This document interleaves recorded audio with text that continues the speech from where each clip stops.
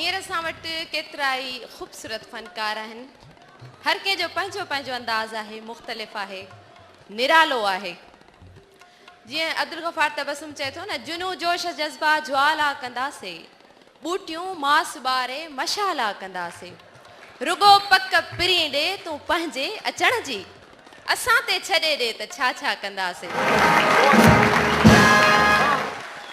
बिल्कुलु साॻीअ तरह उहा असांखे ख़बर आहे त असां अव्हां लाइ हिते छा छा कयो आहे.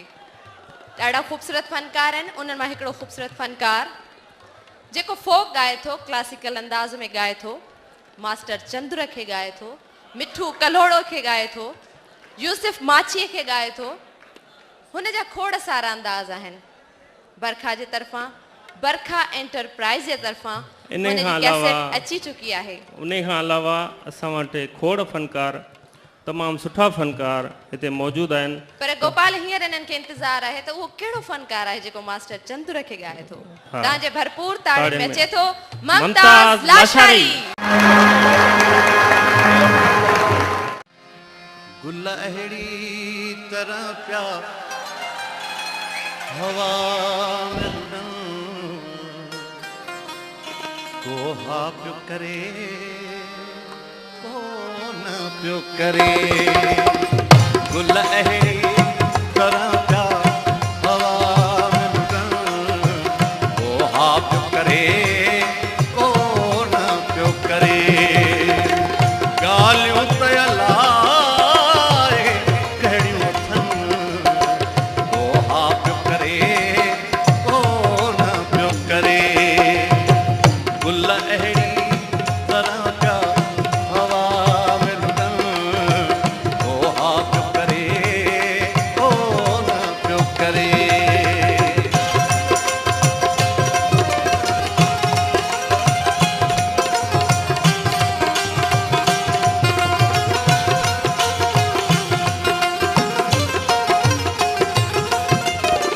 वारनि जूं चगियूं जे यार छॾियूं, रुख़सार ते ॼण पिया नागलही.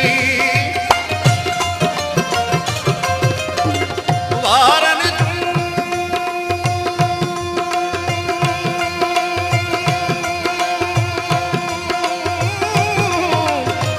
वारनि जूं चगियूं जे यार छॾियूं, रुख़सार ते ॼण पिया नागलही.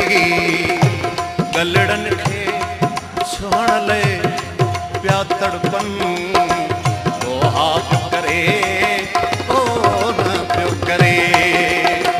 ॻाल्हियूं त अलाए कहिड़ियूं अथनि, कोहा पियो करे कोन पियो करे. गुल अहिड़ी तरह पिया हवा में उॾन, कोहा पियो करे कोन पियो करे.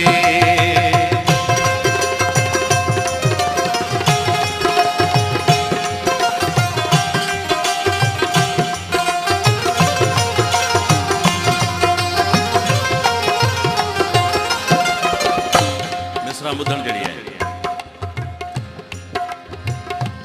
तस्वीर लॻी हथ मुंहिंजी वई, महबूब जे घर जे माण्हुनि खे.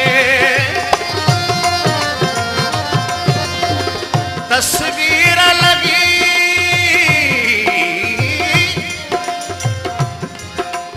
नीनी दादा नीनी दादा नीनी दादा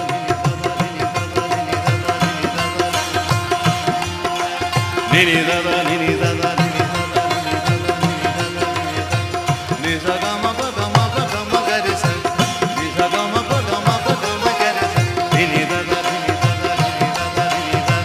तस्वीर लॻी हथ मुंहिंजी वई, महबूब जे घर जे माण्हुनि खे. साड़ण लाइ पिया हिक ॿिए खां पुछनि, कोहा पियो करे कोन पियो करे.